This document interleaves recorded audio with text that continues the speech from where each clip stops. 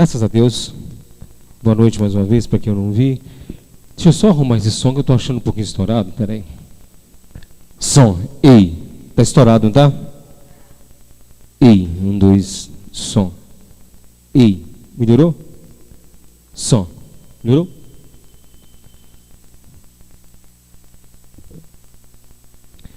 Graças a Deus.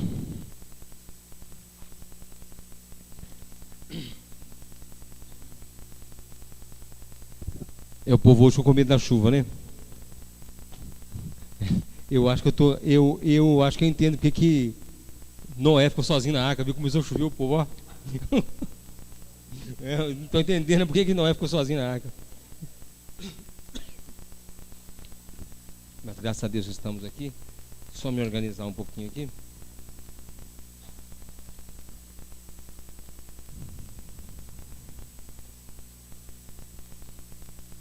Abra sua Bíblia em Lucas capítulo 4.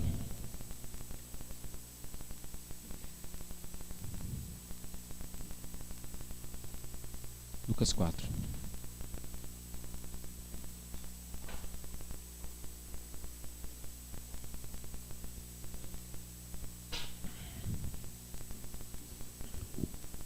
Lucas 4, a partir do verso 18, deixa eu ver. A partir do verso 17. E foi-lhe dado o livro do profeta Isaías, e quando abriu o livro, achou o lugar em que estava escrito: O Espírito do Senhor é sobre mim, pois que me ungiu para evangelizar os pobres, enviou-me a curar os quebrantados de coração, a pregoar liberdade aos cativos, dar vista aos cegos, e pôr em liberdade os oprimidos, e anunciar o ano aceitável do Senhor. E cerrando ou fechando o livro, tornando a dá-lo ao ministro, assentou-se, e os olhos de toda a sinagoga estavam fitos nele. Então começou a dizer-lhes: Hoje se cumpriu essa escritura em vossos ouvidos.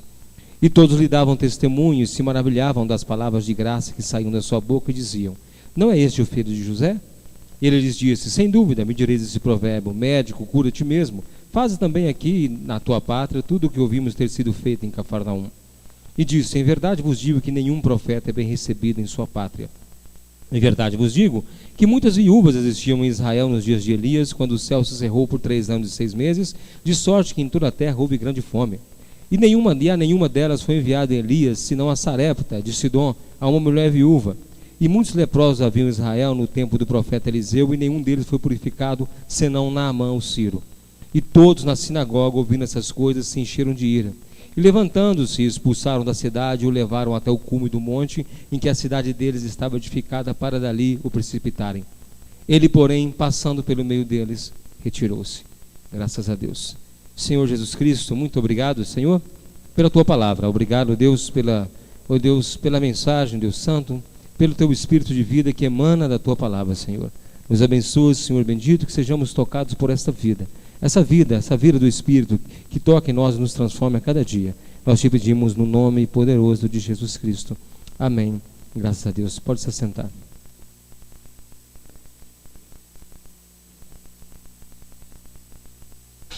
Graças a Deus. O texto que nós lemos, quem é o protagonista desse texto todo aqui? Dessa grande aventura que nós lemos? Jesus Cristo. Jesus, ele abre na sinagoga a palavra, abre no livro de Isaías e lê esse texto. E quando ele fala: Hoje se cumpriu essa palavra em vossos olhos, em vossos ouvidos, se cumpriu isso tudo que eu falei, o que ele disse é o seguinte: O Espírito do Senhor é sobre mim. A primeira coisa que os judeus não aceitavam é alguém arrogar para si o Espírito Santo, arrogar para si que ele tinha graça de Deus. Ele começa: O Espírito de mim, o Espírito de Deus está sobre mim, e me ungiu para evangelizar os pobres, curar os quebrantados de coração, apregoar a liberdade aos cativos, dar vista aos cegos, pôr liberdade aos oprimidos e anunciar o ano aceitável do Senhor. Depois ele fecha o livro, entregou para aquele para o ministro da sinagoga, e todo mundo olhou para ele esperando o que ele ia falar, e ele fala: Hoje se cumpriu as escrituras em vossos ouvidos. Isso era tudo que os judeus não queriam ouvir naquela manhã. Eles esperavam, lembrando o que já para nós já são águas passadas, que os judeus esperavam o Messias poderoso na política, poderiam ser um grande estadista, para elevar Israel à condição de nação livre que eles tanto almejavam, a condição de nação livre. Então, quando Jesus fala isso, eles sabiam que esse texto fazia referência ao Messias. Isaías, quando escreve isso, fazia referência ao Messias. E quando Jesus arroga para si essa posição de Messias, eles se iram com isso. E muito mais ainda, eles se iram quando Jesus começa a falar algumas verdades para eles. Começa a falar com eles: olha, quando durante 3 anos não choveu em Israel, durante 3 anos houve uma seca terrível, como a que está tendo hoje, né, em São Paulo, muito pior do que isso, porque não tinha o que comer. Quando o céu se fechou por 3 anos, a nenhuma viúva foi enviado o profeta Elias, a não ser uma viúva de Tiro, né, de Sidom, a viúva de Sarepta, que era de Sidom. Era um outro povo que não era de Israel. O povo de Israel não recebeu esse milagre que a viúva de Sarepta recebeu. Quem sabe qual foi o milagre que recebeu? A farinha da botija não acabava, a farinha da panela não acabava e o azeite da botija não acabava, né? Ela foi fazendo bolo e viveu disso durante muito tempo.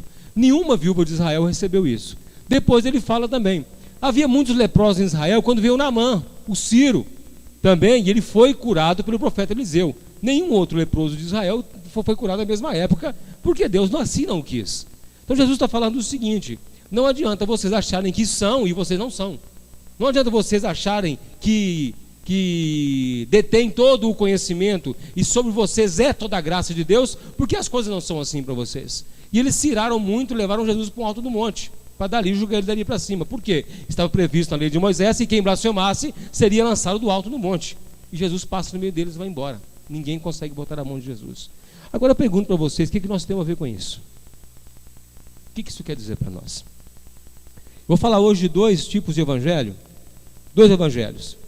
O evangelho que Jesus pregava, o evangelho que Jesus falava, e o evangelho que a igreja tem que falar. São 2 coisas distintas. Jesus falava um evangelho, pregava o evangelho do reino. Jesus falava de um evangelho e os sinais acompanhavam, ele fazia muitas coisas, mas ele não pregava o mesmo evangelho que a igreja prega. Você já imaginou isso? Você já parou para pensar isso? Vamos lá então.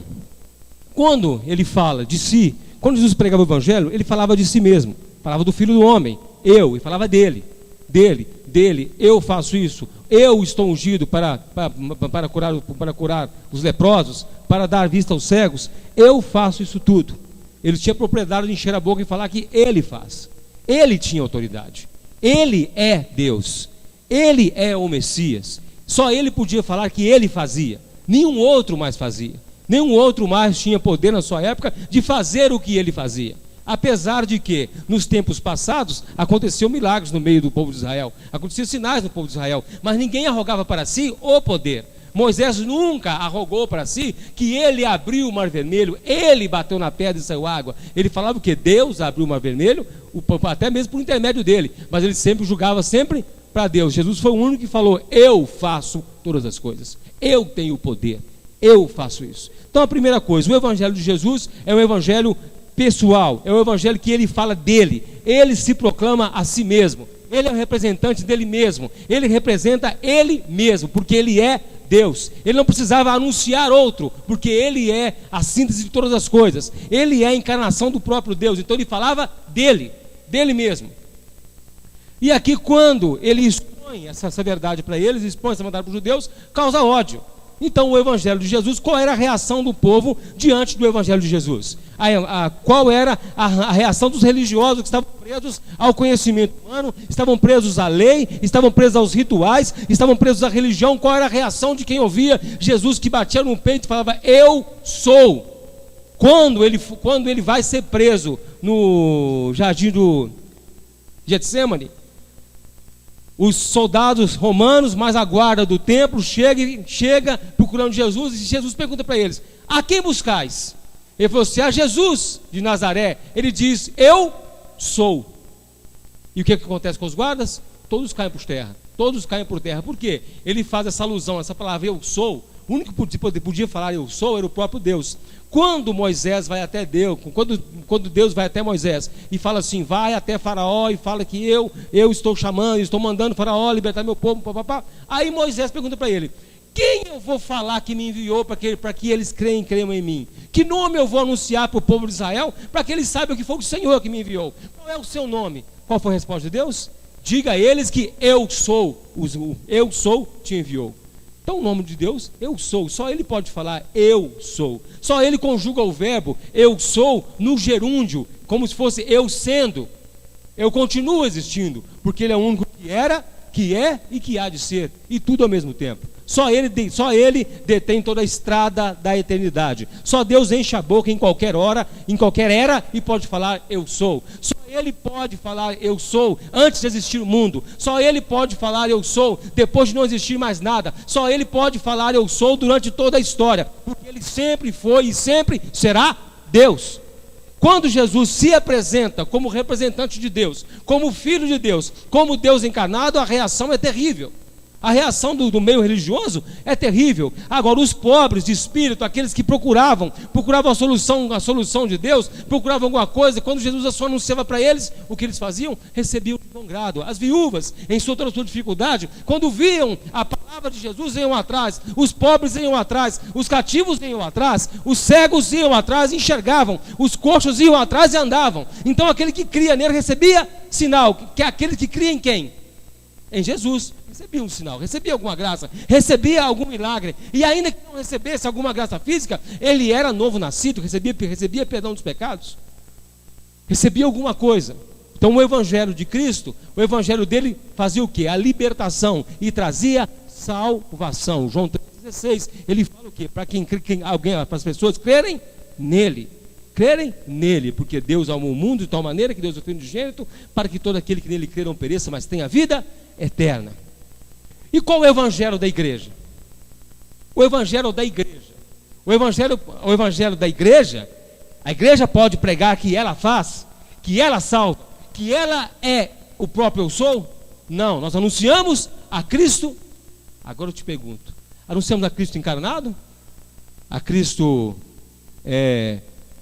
crucificado, ao ressuscitado, ao assunto aos céus? Nós pregamos o Jesus criança na manjedoura? Nós falamos de Jesus Cristinho, pequenininho, menino Jesus, criadinho na manjedoura. Agora está chegando agora a época de Natal, e tem toda aquela ternura do menino Jesus, aquele serzinho terno, bonitinho, com os bracinhos abertos, as perninhas para cima, pedindo o colo. Igual quando você chega no berço do seu filho, ele está lá pequenininho, você chega assim, ele já lambando as perninhas e os bracinhos querendo o colo. É essa figura de Jesus que nós vemos no Natal. A figura de um neném querendo o colo. Jesus querendo o seu colo, querendo se aproximar de você. Essa é a mensagem do Natal. Ele quer se aproximar de você. Mas o evangelho verdadeiro, nós pregamos Jesus Cristinho, nós pregamos o menino Jesus vai transformar a sua vida. Nós pregamos o neném Jesus? Não pregamos o neném Jesus. Nós pregamos um rapaz com seus 13 anos, atrás de uma bancada de carpinteiro, com enxó na mão, com marreta na mão, com formão, com plaina. Nós pregamos o jovem Jesus, o Jesus de 15 anos, que trabalhava, que ralava para o seu sustento, que trabalhava junto com o seu pai. Ele era obediente em todas as coisas, não era respondão. Então Jesus agora é um exemplo para os jovens. Vamos pregar Jesus jovem, vamos pregar agora Jesus o bom moço, de 18 anos, sem vícios, um moço lindo, um moço exemplar para toda a Nazaré.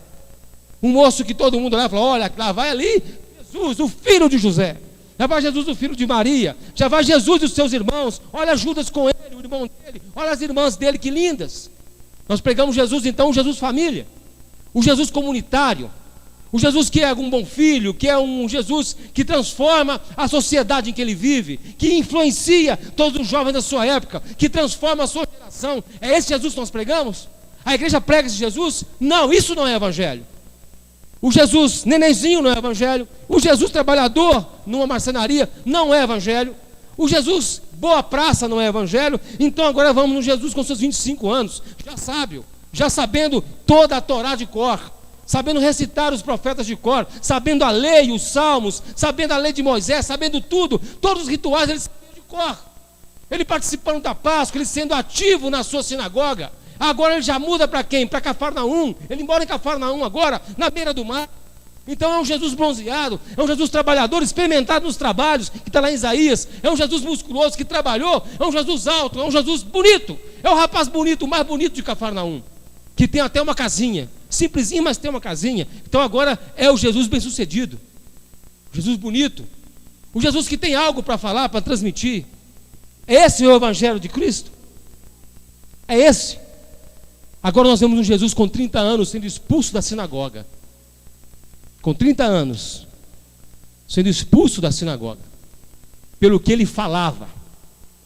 Não é um Jesus bonitinho, nenenzinho. Não é um trabalhador da marcenaria, nem um jovem que se juntava, nem um jovem de 25 anos, nem aquele que ensinava a sinagoga. Vemos um Jesus de 30 anos ensinando na sinagoga e sendo expulso da sinagoga. Um Jesus que ensina, um Jesus que está lá para pregar o Evangelho. Um Jesus que se torna o próprio Evangelho com a sua vida. Um Jesus que ele é o Evangelho, é a encarnação da palavra. O Verbo se fez carne e habitou entre nós, e vimos a sua glória como a glória do unigênito do Pai. João capítulo 1. Eu te pergunto, é esse Jesus que nós pregamos? Não. Ainda não é esse Jesus. É o Jesus então com 1 ano de ministério, que já está com alguns seguidores. Já tem gente atrás dele, seguindo. Já tem gente escutando ele. Já tem gente andando com ele ali do lado, falando: eu sou com você, eu vou com você até a morte, eu estou aí com você, Jesus, porque você influencia toda uma geração. Você é um exemplo para nós, é o Jesus exemplo. Jesus com 1 ano de ministério já era exemplo para muitos. Nós pregamos o Jesus exemplo? Eu te pergunto, Jesus com 1 ano de ministério, nós pregamos esse Jesus? Não. Esse Jesus não é o Evangelho da igreja. Jesus com 2 anos de ministério, já está sabendo tudo que vai acontecer com ele em Jerusalém, que ele vai ser morto. Talvez aí ele já tinha encontrado com Nicodemos, já tinha talvez encontrado com algumas figuras chaves que nós vemos na história dele. Ele fala com Nicodemos: necessário você nascer de novo. Então ele traz agora a palavra do novo nascimento. Ele fala: o homem tem que mudar, o homem tem que retornar a Deus, ele tem que voltar, ele tem que ser transformado, mas só pelo poder de Deus. Boas intenções não bastam, Nicodemos. Ser bom não basta, falar bem não basta, conhecer só a lei não basta, Nicodemos. Você tem que nascer de novo. Ah, mas eu vou voltar no ventre. Não, Nicodemos, você parece que é burro, Nicodemos. Nós vemos um Jesus agora, no finalzinho já do seu ministério, com 32 anos e pouquinho. Ali no ano, alguns falam que é no ano 26, né, depois de Cristo, ele já com 33 anos e meio, 32 anos e meio, já está longe, já está andando pelos desertos, caminhando muito, porque ele tinha muita coisa para fazer, muita cidade para visitar, para pregar o Evangelho. Já não ia mais na sua casa em Cafarnaum. Sua casa talvez estava fechada em Cafarnaum, talvez estava com seus irmãos. Nós vemos Jesus correndo agora, correndo contra o tempo, porque ele sabia que o dia que ele ia morrer, ele como cordeiro pascal, ele como cordeiro de Deus que tira o pecado do mundo, ele ia morrer na Páscoa. Então agora ele já está ali no mês de novembro, indo para Jerusalém. Já chegou dezembro, outro mês lá nos judeus, né, outro nome, mas mais ou menos no mês de dezembro ele já está se encaminhando. Aí Pedro fala com ele: tu és o Cristo, filho do Deus vivo? Ele: não foi carne nem sangue que revelou, Pedro, mas foi meu Pai que está nos céus, né? E sobre esta pedra edificarei a minha igreja. Ele começa a citar a igreja, ele já fala de igreja, que ele vai edificar, que é o Jesus edificador da igreja, que é o Jesus que pega a igreja, pega o homem e vai transformando. Aí pouco tempo depois, Pedro vai e fala assim com ele: não, de modo nenhum não vão deixar acontecer isso, que você morra em Jerusalém. Aí Jesus fala assim: vá de retro, Satana, sai para trás, Satanás, que você não sabe das coisas de Deus, mas apenas das coisas dos homens. Agora está chegando perto. Aí dali ele sobe para o Monte da Transfiguração, mais ou menos mês de janeiro, fevereiro. Ele sobe para o Monte da Transfiguração, e ali ele encontra Moisés e Elias, e falam com ele sobre tudo que ele ia padecer em Jerusalém. E Pedro pula na frente: vamos fazer uma tenda aqui, vamos botar Moisés e Elias. Ele: não. Aí aí vem a voz do céu: esse é meu filho amado, a ele ouvi. Então esquece a lei e os profetas, ouve agora Jesus. Aí já começa a tomar forma o Evangelho. É para ouvir quem então? Jesus. O Evangelho da igreja começa a tomar forma. Mas é o Jesus da transfiguração que nós pregamos? Não é o Jesus da transfiguração. Ele cai em Jerusalém, celebra a ceia com os seus discípulos, assenta com eles. No meio da ceia ele fala: um de vós é diabo. Está todo mundo aqui no meio, mas um de vós é diabo. Ele coloca então agora uma nova terminologia para o homem. O homem pode ser diabo. O homem pode se tornar diabo. Não apenas os demônios são diabos. O homem também desobediente, o homem traidor, aquele que rejeita ao próprio Deus, ele se torna diabo, opositor de Deus. O homem, para ser ruim, não precisa do diabo, ele próprio já é diabo, pela sua própria ruindade, a sua própria maldade inerente ao seu ser, contrariando Robespierre, que falou que o homem é bom na sua essência. Robespierre ou Lacan, não sei, falou que ele é bom na sua essência. Mentira, o homem é mau na sua essência. O próprio Deus fala isso. Eu vi que o homem é mau desde a sua meninice. De repente ele fala isso, Judas levanta e ele é vendido por 30 moedas de prata. Ele é negociado. Agora temos o Jesus negociado, o Jesus que tem preço. Bota um preço em Jesus. E é esse Jesus que tem preço que a igreja tem que pregar? É o Jesus que você tem que pagar por ele, que você tem que pregar? É esse evangelho que a igreja tem que pregar? O Jesus trocado por dinheiro? O Jesus de liquidação? O Jesus da xepa, de final de feira?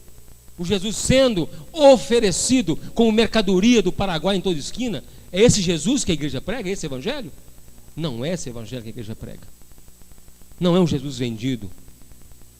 Aí depois disso ele é entregue na mão, ele vai para o Getsemane, ali ele se derrama, ali ele chora, e dali ele é preso.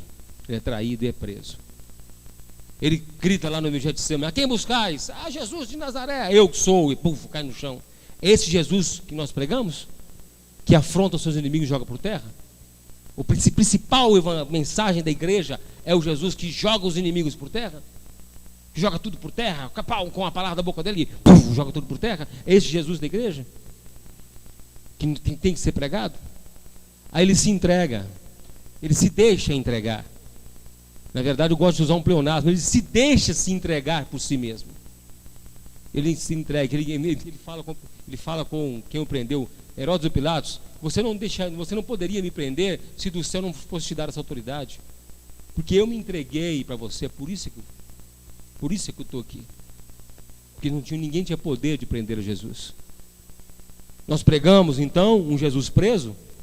Nós pregamos um Jesus traído? É essa a mensagem da igreja, o Jesus traído?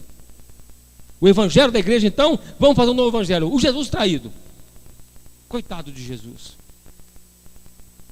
Aí nós vemos Jesus agora sendo julgado por Pilatos, sendo julgado por Anás e Caifás, sendo julgado por Herodes.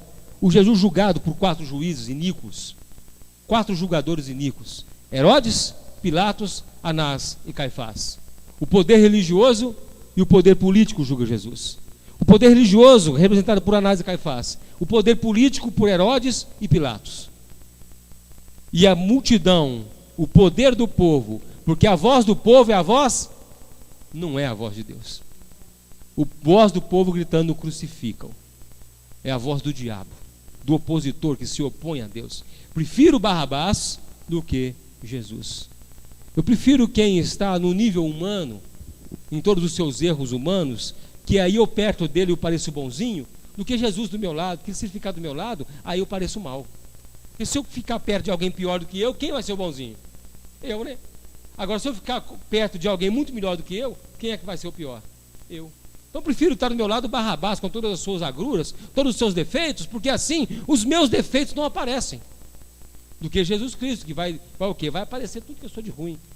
Eu prefiro aquele poder político representado por Barrabás, que vai derrubar o Império Romano, do que Jesus que vem falando de um reino que eu nunca vi, do reino que está lá no céu. Não, eu quero um reino aqui na terra. Então eu quero Barrabás que vem aqui e já lidera uma rebelião, uma revolução. Derrubamos o Império Romano e aí nós estamos de novo como nação. Eu prefiro esse reino imediato do que um reino futuro que Jesus promete. Então nós pregamos a igreja, o evangelho dela, do reino imediato. Queremos tudo aqui na terra? Não, vamos querer aqui na terra, gente, porque nós estamos aqui, né? Nós não estamos aqui. Agora, para vocês, a barriga não dói aqui? Então não temos que ter coisa, não temos que ter coisa, não é só daqui? Não. Apesar disso tudo, nós cremos num Deus que é buscar primeiro o reino de Deus e as outras coisas vos serão acrescentadas. Então não é o evangelho do imediatismo, não é o evangelho barrabasiano. que nós pregamos. Não é o evangelho daquilo imediato que vai satisfazer os meus desejos imediatos, mas sim o evangelho de alguém que prometeu algo no futuro, algo no porvir, algo eterno. E aí Jesus é crucificado, ele é espancado. É um Jesus agora que está vilipendiado. É um Jesus que está todo deformado. Não tem um osso quebrado no seu corpo, porque a Bíblia fala que nenhum osso dele foi quebrado. Não tem nenhum osso quebrado no seu corpo, porque o Cordeiro Pascal não poderia ter os seus ossos quebrados.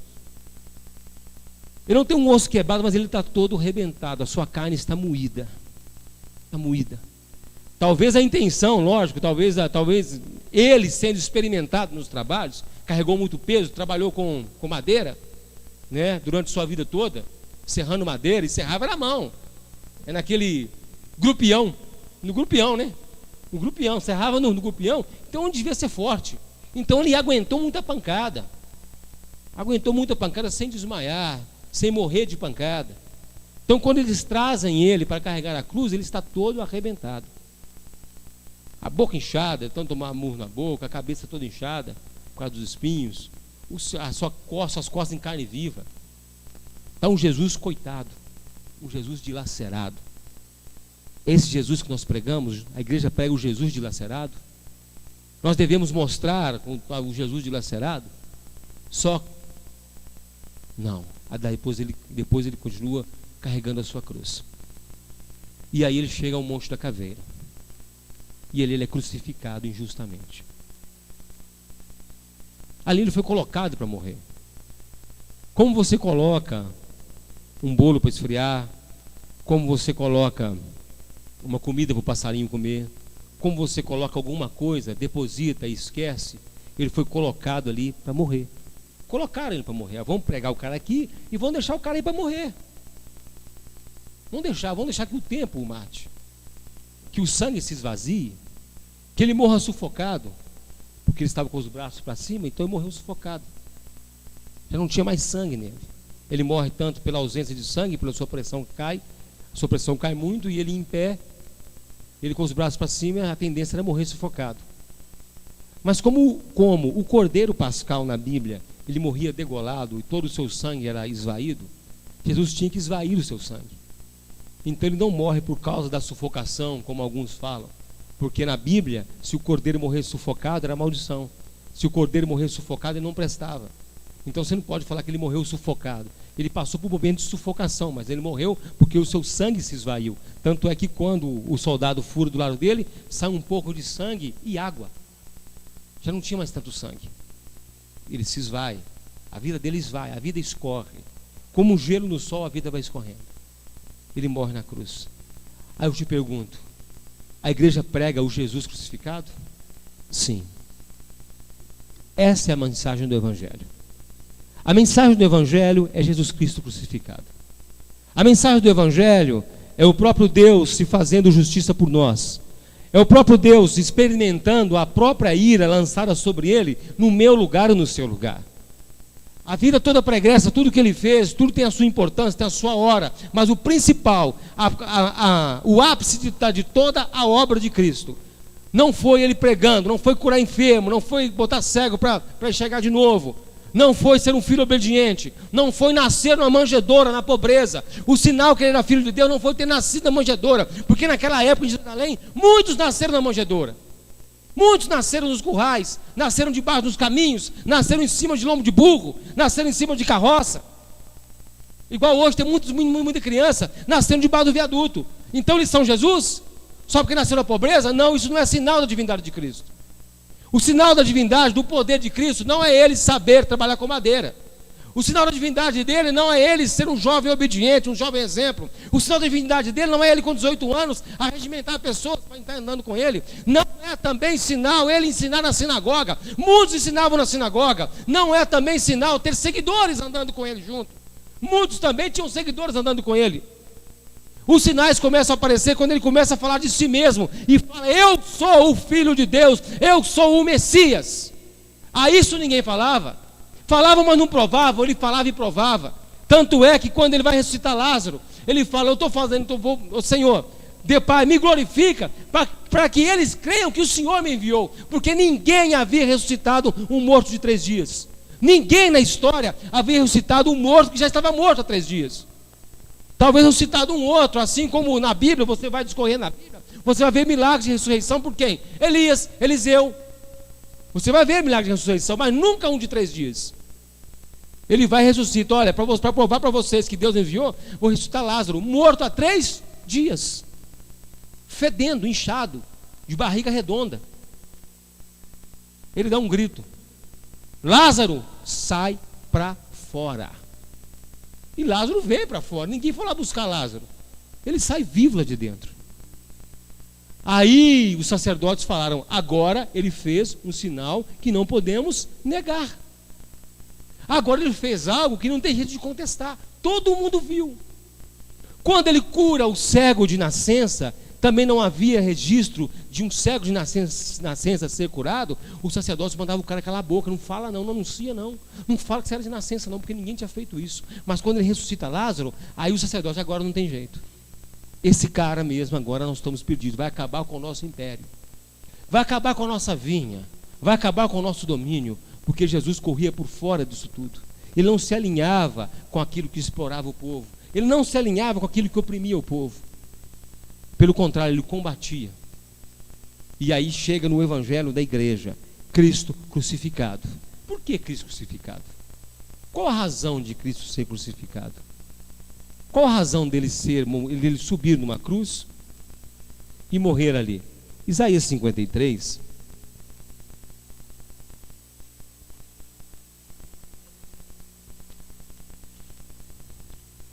A razão de existir a igreja não é porque existem pessoas.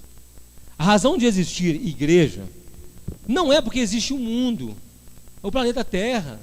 Não é porque existe pessoas que se reúnem para estudar a Bíblia, a palavra. A razão da existência da igreja é porque Jesus Cristo morreu na cruz do Calvário.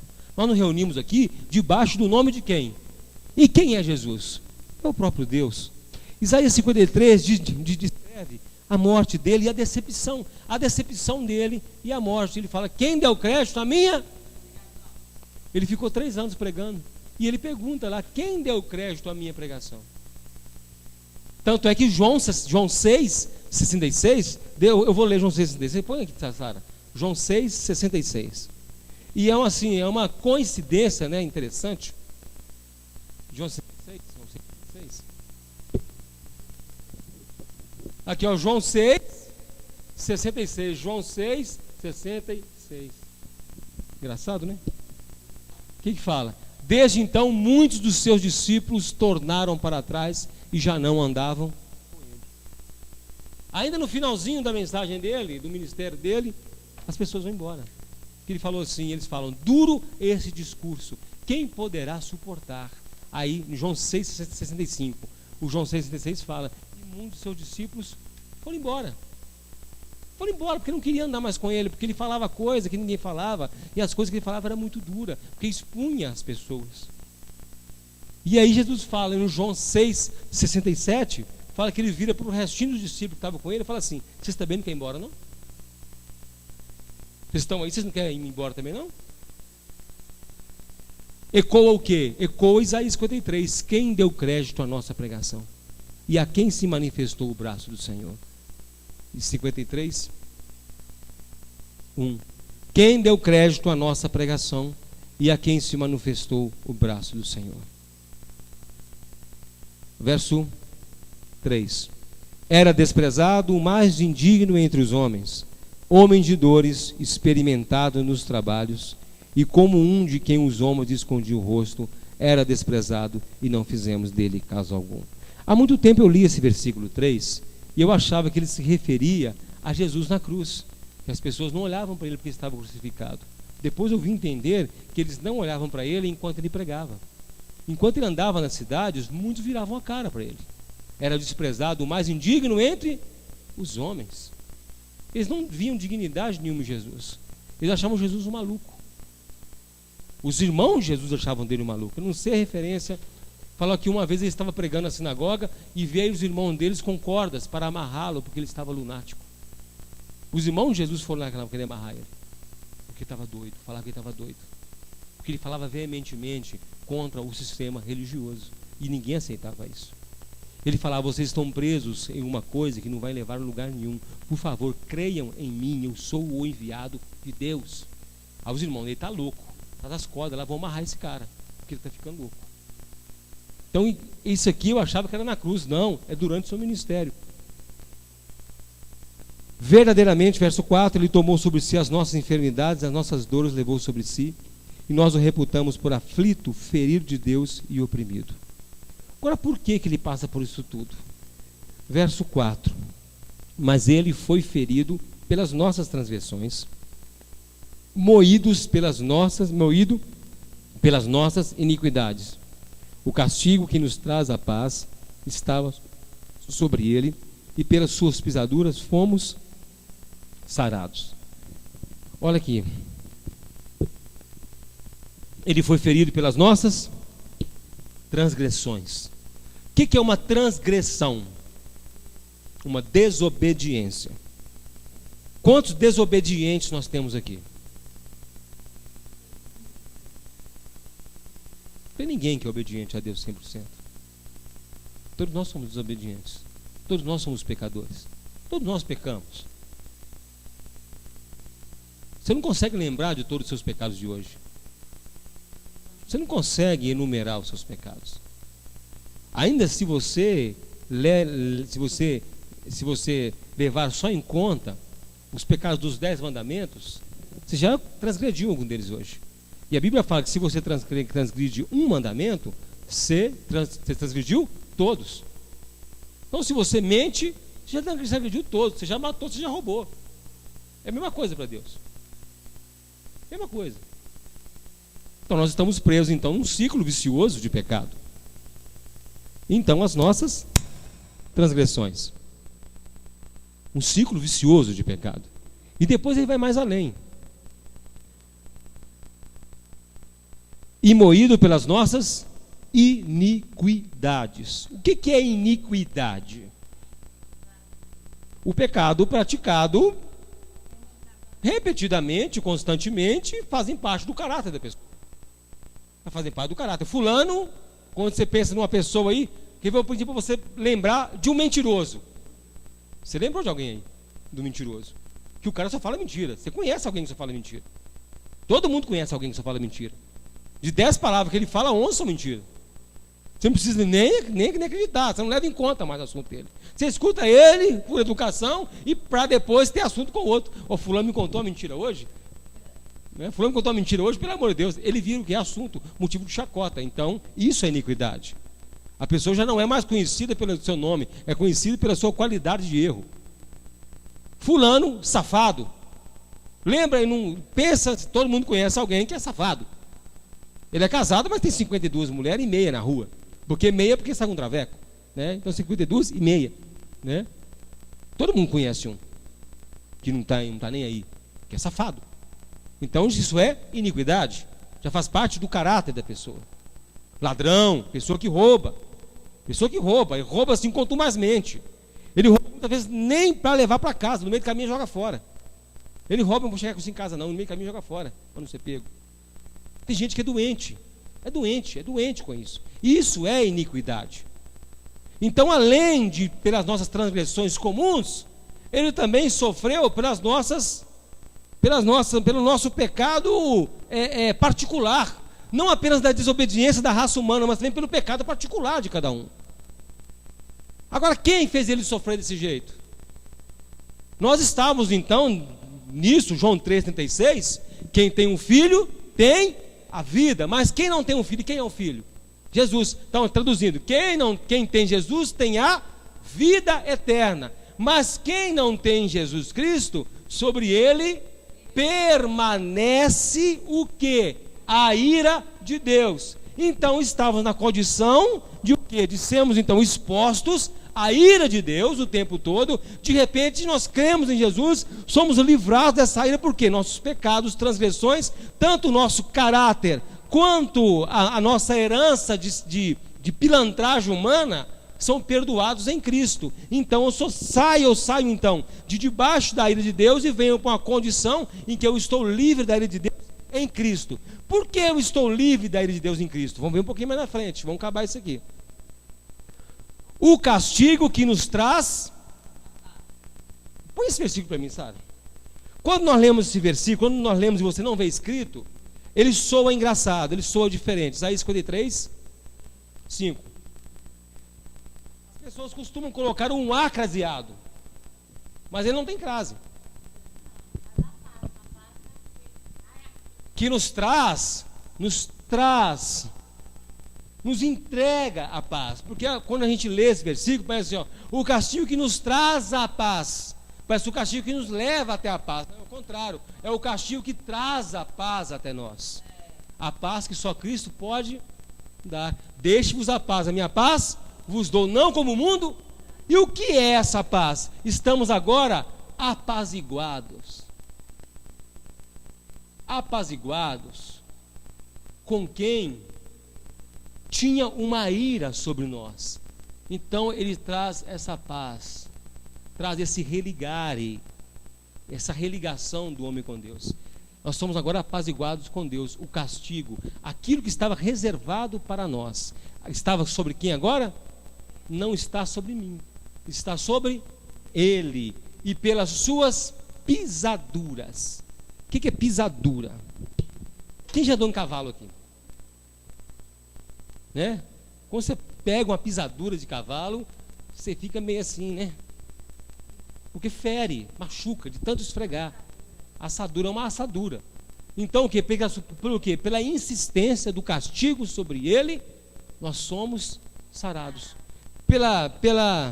Por de tanto Deus instigar e instilar sobre ele a sua ira, nós somos sarados. Acha para mim, Jó, mãe. Deus se faz justiça por ele, igreja falando do homem. É Jó. Acho que é Jó 40. Então, ó. O castigo aqui, ó. O castigo que entrega a paz para nós estava sobre ele, porque se não estivesse sobre ele, e esse castigo cair sobre nós, nós estaríamos condenados a quê? Ao inferno. Porque o que é o inferno? É a síntese da ira de Deus. E o inferno, ele é contemporâneo. Ele é contemporâneo. Tem gente entrando lá agora. Quantas horas agora? Pingou lá agora. Tem gente entrando no inferno agora. O inferno não acaba. O inferno não sacia. A Bíblia fala que o inferno não sacia de comer almas. E não chega lá e somos, não. Está lá. Robespierre está lá até hoje. Napoleão Bonaparte está lá. Hitler acabou de chegar lá. Tem só 50 anos, 60 anos, está lá. Só 50, está novinho lá. Está recente lá. Está recente. Para quem vai ficar toda a eternidade, 59 anos é pouco, meu amigo. É pouco. Não é, Sueli? Para quem vai ficar toda a eternidade, 59 anos é pouco. Mas em compensação, apóstolo Paulo já está no céu há muito tempo. Pedro já está no céu há muito tempo. Né? Seu Joãozinho Silveira está no céu há muito tempo. Seu João Silveira está lá. Morreu confessando Jesus Cristo. Seu João Silveira está lá. Tio Ciabra está lá. Dona Conceição Silveira está lá. Meus avós morreram confessando a Cristo, morreram conhecendo a Jesus, sabendo a realidade da vida. Então, estava sobre ele, pelas suas pisaduras nós fomos sarados. Então, você reparou que é tudo o contrário. O que acontece com Jesus na cruz de ruim, redunda em nós como bênção.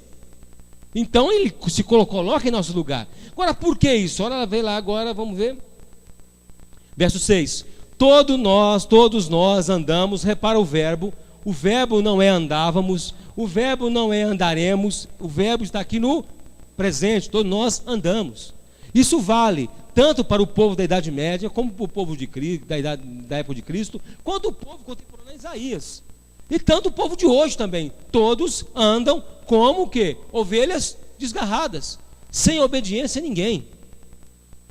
Ah, não, mas ele é obediente, ele arrumou agora uma religião, ele está no espiritismo, ele tem muita regra para ele seguir.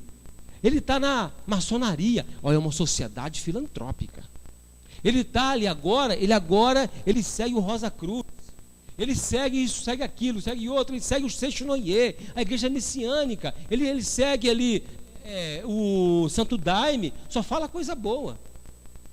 Mas quem disse que obediência a regras dá salvação para alguém? Quem disse que você se moldar a regras te dá salvação? Quem disse que você se moldar a um curral te dá salvação? Toda religião ela é externa. Toda religião é um agente externo. Regras são agentes externos, são envelopamentos de comportamento. Você envelopa o seu comportamento, você dá um padrão para o seu comportamento, isso é externo. Jesus, quando vem, ele fala com Nicodemos: você vai ter que nascer de novo. Isso é uma coisa interna, de dentro para fora. Toda religião, todas essas religiões que eu citei, eles engessam a pessoa: você não pode fazer isso, você não pode fazer aquilo, você não pode comer carne, porque você tem que desenvolver, você é médium de berço. São coisas externas, que vêm de fora para dentro. Isso não salva ninguém, porque o de fora para dentro não vale nada.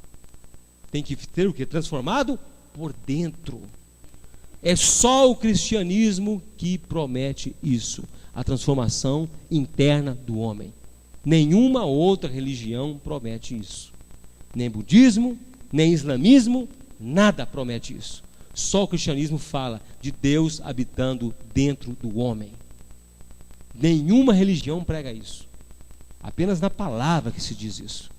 E o cristianismo que eu falo é o cristianismo alinhado com Cristo, não o cristianismo alinhado com o homem. Cristianismo alinhado com Jesus. Vamos lá então. Todos nós andamos desgarrados como ovelhas, cada um se desviava pelo seu caminho. Pelo caminho de quem? Pelo seu próprio caminho, você fazendo a sua vontade. Cada um vai para um lado. Mas o Senhor fez cair sobre ele a iniquidade de nós todos. Caiu sobre quem? Sobre Jesus. Aí começou a acumular. Caiu sobre ele. Foi lançado então. Cai sobre ele toda a iniquidade do homem. Toda a desobediência do homem cai sobre ele. E o que isso tem a ver com o evangelho da igreja, Jesus crucificado? Vamos lá, vamos andar mais. Ele foi oprimido, mas não abriu a boca. Como um cordeiro foi levado ao matadouro, e como ovelha muda perante os seus tosqueadores, ele não abriu a boca. Jesus bateu boca com Anás e Caifás? Vocês não podem fazer isso comigo? Eu sou inocente. Qual é que é? Vocês acham que vocês podem mandar aqui? Não, eu sou Jesus, quem manda aqui sou eu, rapaz. Se eu quiser, eu arrebento todo mundo aqui. Aí trouxeram lá um pano, amarraram a boca dele para ele não falar. Foi isso? Ele foi acusado. Aí chegou na frente de Herodes. Qual é, Herodes? Você não tem autoridade nenhuma para mandar em mim, não, rapaz. Nem judeu você é espanhol. É Pilatos, aquele espanhol. Qual é, Herodes? Você não, rapaz. Aí manda para Pilatos. Qual é, Pilatos? Você é espanhol, rapaz. Você não está nem na sua terra, você está. Nem romano você é. Você vai mandar em mim? Ele fez isso? Calado. Por quê? Resignou-se dentro dele mesmo, aceitando o seu destino. Sabia que ele tinha que fazer isso. Jesus ele não foi pego de surpresa, como algumas pessoas acham. Foram os judeus que mataram Jesus. Os romanos mataram Jesus. Coitadinho de Jesus. Não, ele fala que ele se entregou. Ele veio aqui para morrer. Não foi o diabo que de repente conseguiu num ardil, fazer um ardil para pegar Jesus e matá-lo, porque senão ele estava aí até hoje. Não. Foi Deus que permitiu e mandou ele para isso. Mandou para morrer. Para morrer por quê? Para passar isso tudo aqui sobre ele. Como ovelha muda perante os seus tosqueadores, ele não abriu a boca. Quem já viu aqui uma tosquia de ovelha? Uma tosquia. O bicho fica quietinho, o cara mete a tesoura e vai cortando a lã, depois solta ela, dá aquela sacudidinha e vai embora. Quem já matou cabrito? Matou cabrito? Já matei cabrito. Cabrito que berra. Cabrito arruma um escândalo. É um escândalo para morrer. Né? É pior que porco para morrer. Pior que porco. Nunca vi. Mas ovelha o quê? Calado. Como o cordeiro foi levado ao matadouro. Foi lá, cortou a cabeça, acabou, morreu. O cordeiro assim não resiste. Ele não resiste. Vai lá para ser morto, mata, acabou. Mas, verso 10. Depois que ele faz isso tudo, coloca sobre ele. Quando toda a ira de Deus é derramada sobre ele, põe para mim, Sara, o verso 10. Põe só o 10 para mim. Há uma curiosidade na Bíblia. Você lendo a Bíblia, você vai entendendo. Quando aparece o Senhor com todas as letras maiúsculas, todas maiúsculas, está falando de quem? O Senhor Deus Todo-Poderoso. Vamos dar uma localizada. Deus Pai. Sempre com tudo maiúsculo, Deus Pai. Todavia, entretanto, contudo, todavia, entretanto, Ao Senhor agradou moê-lo. Epa, aí que está aí. Quem matou Jesus na cruz? O próprio Deus. Ao Senhor agradou. Quem é que sentiu prazer? Quem é que ficou? Quem é que não sentiu prazer? Quem é que não se arrependeu, se satisfez de matar Jesus na cruz? Quem teve a sua vontade satisfeita, a sua sede de justiça satisfeita? A ira de Deus. Todavia o Senhor agradou moê-lo. Então a ira de Deus foi satisfeita em quem? Por isso é que a ira de Deus não é satisfeita mais em você. Por isso é que você não é condenado mais no inferno. Porque agora você está debaixo de Cristo, do sacrifício de Cristo. Então o evangelho de Cristo que a igreja prega é o evangelho da substituição. Jesus morreu pelos seus pecados. Ele não trabalhou na marcenaria pelos seus pecados, ele não nasceu na manjedoura pelos seus pecados, ele não pregou, curou pelos seus pecados, não, ele morreu na cruz pelos seus pecados. Então o evangelho da igreja, o evangelho de Cristo crucificado, é que expõe a iniquidade do homem, é que coloca o homem numa situação que ele é inútil diante de Deus. O homem em si próprio é inútil diante de Deus. Sem Cristo ele é inútil. O que você pode fazer para salvar a sua alma se não tiver Jesus Cristo? Se não tivesse Cristo, esse sacrifício, o que você faria para salvar a sua alma? Eu te pergunto. O que você faria? Oi, mas o que você faria, irmão Ailton? Faria uma pintura? Faria uma música? Ia para o alto do monte, deixar a barba crescer? Eu tirei minha barba, viu? Deixar a barba crescer? Virar o quê? Um emitão e ficar a vida toda? Isso é lixo para Deus, lixo. Eu vou ser uma boa pessoa, vou ajudar os pobres. Eu vou fazer aqui um orfanato gigantesco. O que Isaías fala? A justiça do homem para Deus é trapo de imundície. Então, por mais que eu faça, não agrada a Deus, porque Ele é a própria justiça. Como eu vou, então, Ele sendo a referência do branco, eu vou querer produzir algo branco igual Ele, se Ele é a referência do branco. Ele não precisa que eu produza branco para Ele, porque Ele já é branco. Ele já é justo. O que eu produzi para Ele então não presta, porque Ele já tem toda a justiça do mundo. É igual quando alguém faz aniversário, uma pessoa muito rica, que tem tudo, você vai dar o que para ele? Ele tem tudo. Quem é que já passou por isso? Uma saia justa dessa. O fulano tem tudo, o que eu vou dar para ele de presente? Eu vou dar para ele dinheiro, ele tem dinheiro.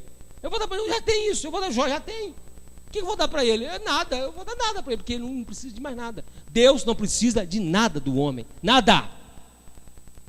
Nada. Aí vem ele e se coloca no meio do homem, no lugar do homem, e moia ele mesmo. Achou, Jó?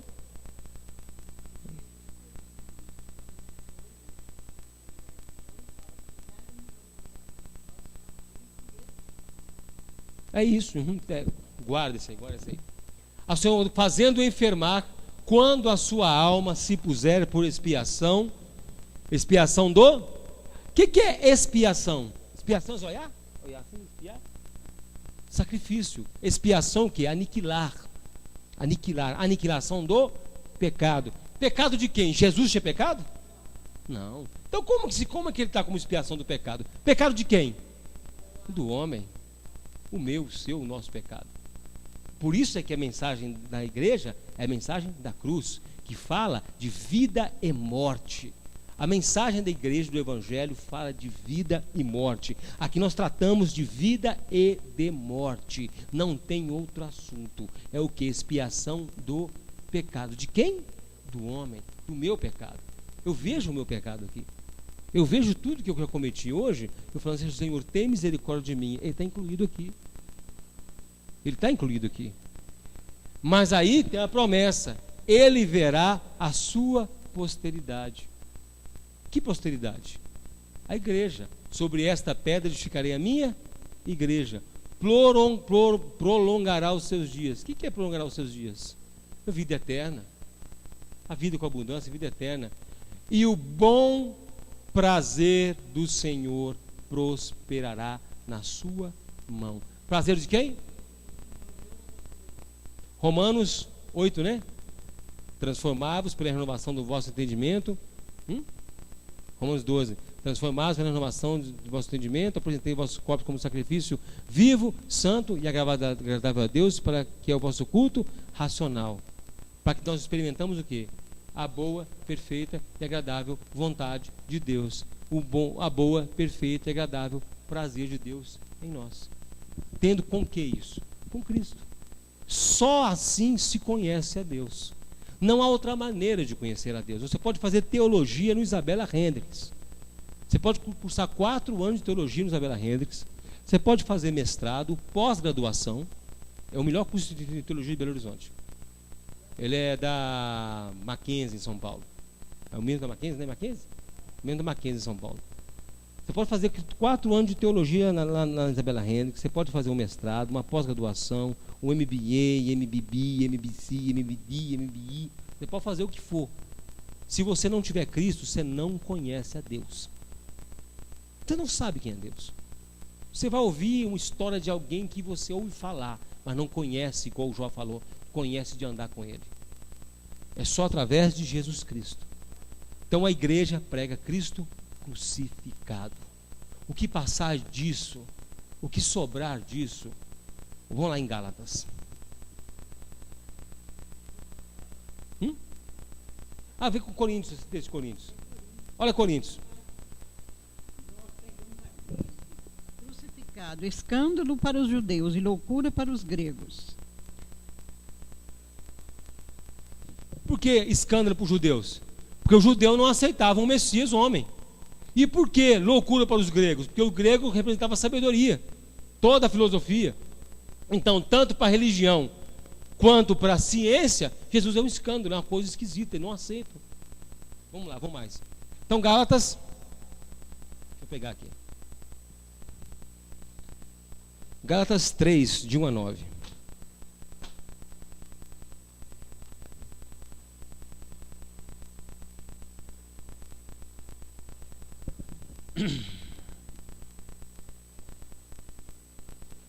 Então, o evangelho da igreja é o evangelho de Cristo crucificado. E quando aparece outra coisa? Olha aqui que Paulo, naquela época Paulo falou, olha aqui, ó. Naquela época, quantos anos tem que Paulo falou isso? Quase 2000 anos que Paulo escreve isso aqui. Quase 2000 anos. Por que é a mesma coisa? Porque o homem é o mesmo. Não, o homem do século 21 é um homem evoluído. Ué, ele voa? Ele já voa, Maria? Ele já voa? É evoluído? Ele já voa? Ele já consegue transportar as coisas com o seu pensamento? Ele já descobriu os mistérios da vida por si só? Ele já nasce falando? Ele já uniu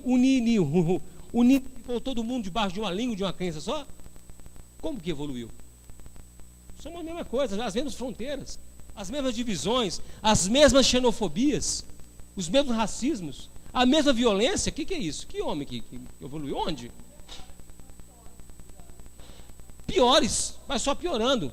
O homem é evoluído, o pensamento evoluiu. Evoluiu para quando? Para onde? Me mostra para onde. O homem agora pensa com a nuca, será? Era aqui, agora evoluiu, passou para a nuca?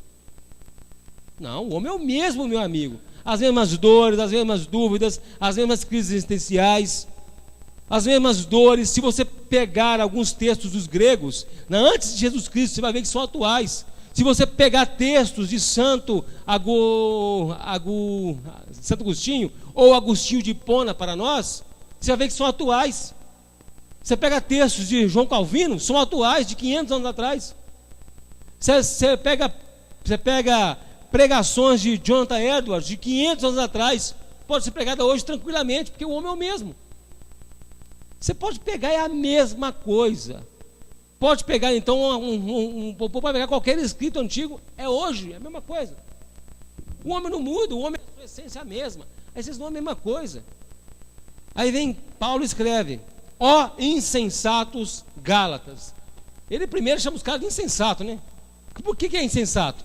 Não tem sensatez, não está nem aí, faz as coisas por rumo, por os cocos, não pensa para fazer. Ó insensatos Gálatas, quem vos fascinou para não obedeceres à verdade? Quem é que trouxe para vocês algo maravilhoso, pungente? Olha, pega aqui e vai, larga isso para lá. Jesus não é assim não, Jesus é todo amor. Você pode pecar doidado, que não, ele tem prazer de perdoar. Oh, fascinante.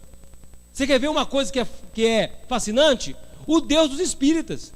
É fascinante o Deus dos Espíritas. É uma coisa de louco, é um Deus amoroso, mas tem um amor que se mergulha naquele amor e sente amor, amor, amor. Tira até do inferno se precisar. Oh, Deus bonito. É fascinante. A teologia espírita é fascinante, mas é uma mentira. A mentira é fascinante. Você quer ver? Você quer ver você se enganar para mentira? Alguém chega para mim e fala assim: "Olha, você é tão lindo." É fascinante, é mentira. É mentira. Quem vos fascinou para não obedecerdes à verdade? Quem é a verdade? Jesus. Quem é que tirou vocês do caminho? A vós, perante os olhos de quem Jesus Cristo foi evidenciado e crucificado entre vós. Isso é, Paulo expôs para ele tudo. Expôs a vida de Cristo, expôs a crucificação de Cristo, o plano de salvação, expôs tudo para eles, como se Cristo estivesse ali no meio deles sendo crucificados. Tão real que Paulo pregava. Paulo pregava horas, meu amigo. Eu prego aqui 1 hora, Paulo pregava 6 horas. Era pior que Fidel Castro fazendo discurso. Paulo pregava 8 horas. E todo mundo, ninguém arredava o pé. Pegou a noite inteira. Eutico estava em cima da janela, Paulo pregando lá embaixo, Eutico na janela ali. Eutico cochila, cai lá embaixo e morre. Paulo vem, ora por ele e ressuscita. E continuou pregando. Não parou, não. O menino caiu, problema não. Levanta aí, ô. Acordou? Beleza, continuar aqui. Pregou a noite inteira. Só quisera saber isso de vós. Recebeste o Espírito pelas obras da lei ou pela pregação da fé? Isso que vocês têm, o Espírito Santo que vocês têm, vem pela subjugação da lei, de regras, de vestimentas da religião, ou veio da fé em Jesus Cristo? De onde veio isso? Responde para mim. Responde para mim, Gálatas. Vocês foram atrás de outra coisa? Responde então. Vocês largaram tudo que ensinei para vocês por causa de lei, por causa de regra. Sois vós tão insensatos que, tendo começado pelo Espírito, acabeis agora pela carne? Agora lembra de Romanos 8. Agora nenhuma condenação há para aqueles que estão em Cristo Jesus, que não andam segundo a carne, mas andam segundo o Espírito. Eles trocaram agora. Eles pararam de andar pelo Espírito e começaram a andar pela carne. Então, o que está agora sobre eles? A condenação. Porque eles deixaram a graça de Deus, estão agora com regras, estão agora pela carne. Será em vão que tenhais padecido tanto? Se é que isso também foi em vão. Isso aí eu fui lá, preguei para vocês, então eu pedi foi meu tempo. Aquele, pois, que vos dá o Espírito e que opera maravilhas entre vós, o faz pela obra da lei ou pela pregação da fé? O que está acontecendo com vocês? Vocês largaram tudo. Chegou com vocês com outro Jesus, com outra coisa, um outro evangelho. Um evangelho do imediatismo, o evangelho do reino agora. Eu quero é agora, tudo agora. Chegaram para vocês com o evangelho do menino Jesus, bonitinho, que quer colo, cheio de amor amoroso. Chegaram para vocês com o Jesus exemplo de vida apenas, e não com o Jesus filho de Deus. Tomaram Jesus para você como exemplo de vida. Agora você vai tomar Jesus como exemplo de vida e vai andar segundo ele com as suas próprias forças. Vai ser imitador de Jesus agora. Não apenas, como Paulo falou, quando ele fala, sejam meus imitadores como eu sou de Cristo, ele está falando do Espírito de Cristo que está nele. Agora, quando tem muita gente por aí que prega Jesus como exemplo de vida, Jesus não é exemplo de vida, ele é a própria vida. Ele não é exemplo de vida, não é exemplo a ser seguido. Pelo contrário, eu tenho que falar assim: eu não consigo seguir o exemplo de Cristo. Só conseguirei seguir o exemplo de Cristo se Ele fizer isso por mim. Então não sou eu que sigo, é Ele que me faz seguir o exemplo dele. Porque eu não tenho força em mim mesmo para ser imitador dele. Eu não consigo ser imitador de Cristo. E estão pregando por aí hoje que é só você fazer força para andar igual Jesus. E aí você vai ser salvo. Não, não é andar igual Ele. É deixar Ele andar em você. Deixar Ele fazer o caminho em você, o caminho para você andar, porque Ele é o caminho, a verdade e a vida. Ele transformar o caminho em você, criar um caminho de vida em você. Não é apenas pensar que crê, que conhece Jesus, só porque leu uma historinha ou leu a Bíblia. Não, é ter certeza de que Ele agora habita em você. É muito diferente do que se fala por aí.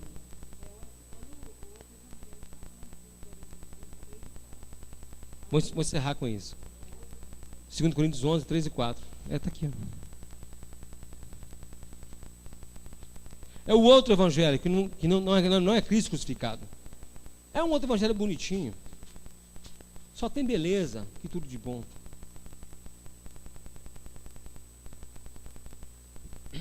Paulo escreve de novo. Mas eu temo, eu tenho medo. 2 Coríntios 11, 3 e 4. Eu tenho medo, que assim como a serpente enganou Eva com a sua astúcia, assim também sejam de alguma forma corrompidos os vossos sentidos E se apartem da simplicidade que há em Cristo. Qual que é a simplicidade que há em Cristo? A coisa mais simples, mais básica da igreja, que ela é corrompida quando a pessoa sai da simplicidade do Evangelho. Deixa eu ver se vocês estão afiados.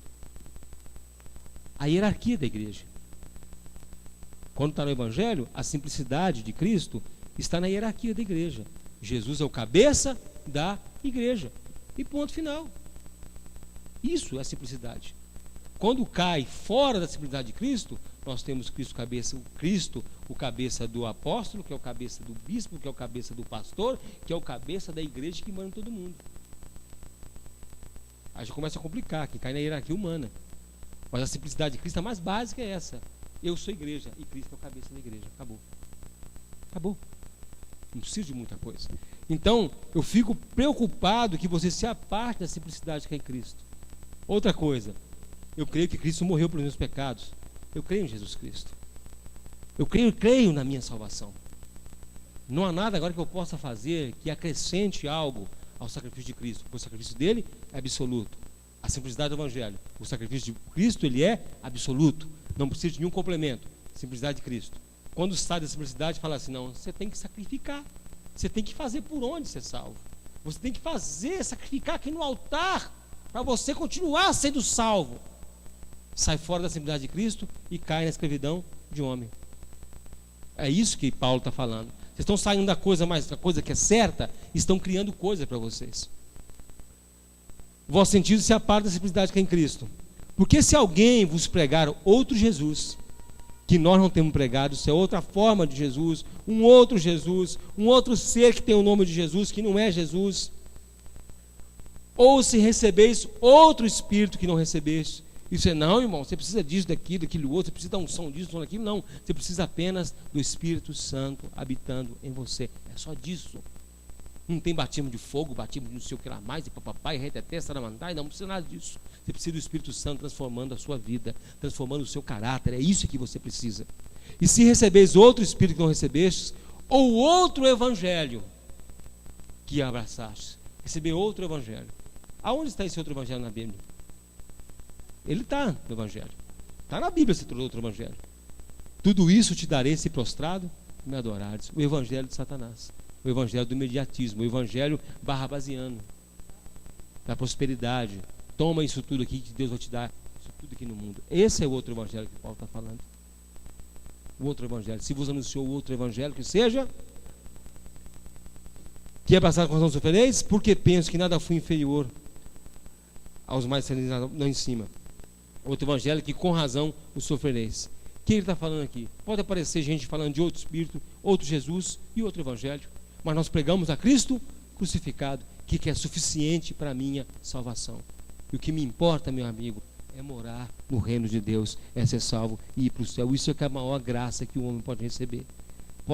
Não se compara a nada aqui na terra, a nenhuma riqueza terrena, a nenhuma felicidade terrena, a nenhuma paz terrena, o que Cristo tem reservado para aqueles que são deles. Que Deus te abençoe em nome de Jesus. Amém? Graças a Deus. Então esse é o Evangelho da igreja. Esse é o Evangelho que a igreja de Cristo prega. Cristo crucificado, suficiente para a nossa salvação. Que Deus nos abençoe. Curve sua cabeça no seu lugar mesmo. Senhor Jesus Cristo, muito obrigado pela tua graça, pelo teu favor. Muito obrigado, Deus, pela manifestação do teu Espírito Santo em nós, ó Pai, em nosso coração, que nos transforma, nos liberta de todo o mal. Obrigado pelo entendimento, Pai amado, que o Senhor dá a nós do teu Evangelho. Obrigado pelo sacrifício de Jesus Cristo na cruz do Calvário, sacrifício único, feito de uma vez por todas, sem complementos, sem ajuste nenhum. É o Senhor quem faz isso, ó Deus. Muito obrigado. Senhor Jesus Cristo, abençoe a tua igreja, que eles compreendam, Pai amado, a salvação, que eles compreendam a manifestação da tua graça em cada um, que eles sejam transformados, ó Pai, a cada dia, segundo o teu poder, transformados, Senhor bendito, de graça em graça, de glória em glória. Tenham, Deus amado, os seus comportamentos, caráteres, modo de pensar, transformados pelo teu Espírito. Senhor Jesus, não nos deixa desviar os nossos olhos do nosso alvo, que é o próprio Senhor Jesus Cristo. Não deixa desviar nem para a direita, para a esquerda, mas firma os nossos pés na rocha. Nós te pedimos no nome santo de Jesus Cristo. Amém. Graças a Deus. Amém? Você pode dar uma suspirada? Só para me dar uma descansada, você pode dar glória a Deus? Aleluia, glória a Deus, aleluia. Louvado é o nome do Senhor, aleluia. Graças a Deus. Irmãos, estamos chegando ao final. E você que quer trazer sua oferta à frente, você que quer contribuir para essa obra, para nós continuarmos aqui pregando o Evangelho, você pode ter a liberdade de vir à frente. Ninguém é obrigado a nada, ninguém é obrigado a trazer sua oferta. A Bíblia fala que Deus ama quem dá com alegria, é voluntariamente. Se você quiser a oportunidade, se você quiser trazer à frente, a sua oportunidade agora, os irmãos vão estar cantando o hino e depois nós vamos estar orando juntos em nome de Jesus. Deus, olhando do céu para a terra, não viu nenhum justo sequer. Até mesmo os seus seguidores o abandonaram, negando a fé. Deus é tão bom que abriu a porta para você passar. Deus é tão bom que abriu a porta para você passar. E a porta é Jesus. E a porta é Jesus. Vivíamos louvando juntos aos ídolos mudos de condenação. Jesus tirou-nos da rede e caiu a parede da separação. Deus é tão bom que abriu a porta para você passar. Deus é tão bom que abriu a porta para você passar. E a porta é Jesus. E a porta é Jesus. A mulher que adulterasse na lei de Moisés deveria ser morta. Levaram-na diante de Cristo neste mesmo ato, mas ele era a porta e ela passou. E ela passou. Deus é tão bom que abriu a porta para você passar. Deus é tão bom que abriu a porta para você passar. E a porta é Jesus. E a porta é Jesus. E a porta é Jesus. E a porta é Jesus.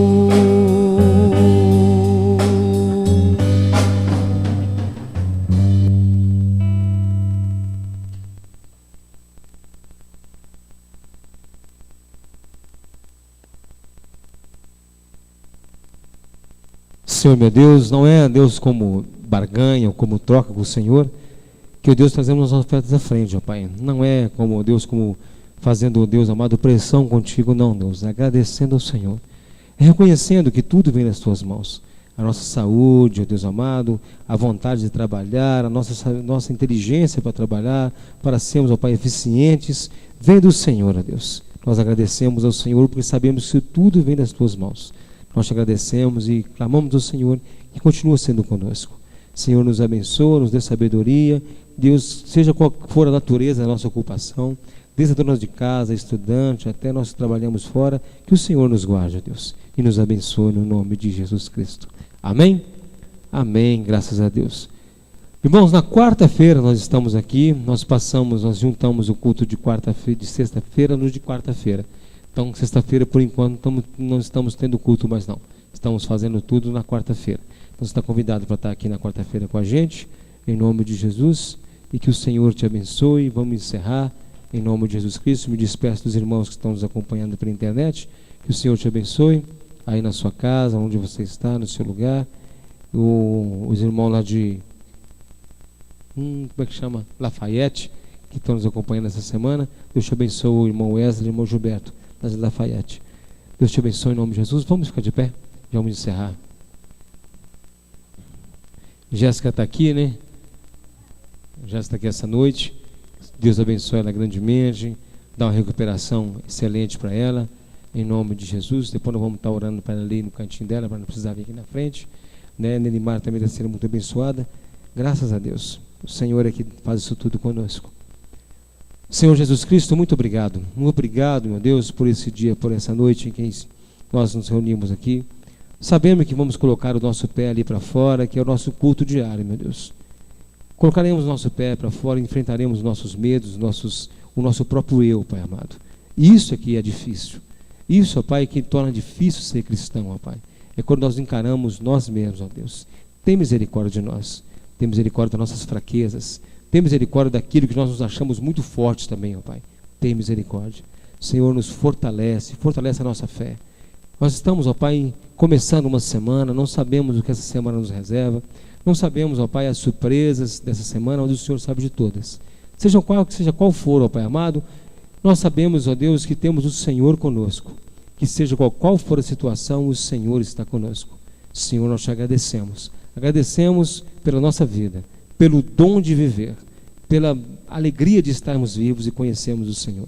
Nos abençoa, meu Deus, e nos guarda e nos protege. Abençoa nossos irmãos que se encontram em recuperação. Ó Deus amado, o Eduardo, a Nelimar, ó Deus, a Jéssica, Pai amado, muito obrigado, ó Pai. Continua abençoando a vida delas, ó Pai. Continua colocando as tuas mãos sobre eles. Sobre cada um desta igreja, coloca as tuas mãos, ó Pai. Os irmãos que se ausentaram hoje, Senhor bendito, os abençoa, Pai amado. Sustenta, Pai amado, com a tua palavra, no nome poderoso de Jesus. Que o Senhor te abençoe e te guarde. Que o Senhor faça resplandecer o teu rosto sobre ti e tenha misericórdia de ti. Que o Senhor sobre ti levante o teu rosto e te dê a paz. Deus te abençoe em nome de Jesus. Amém? Glória a Deus.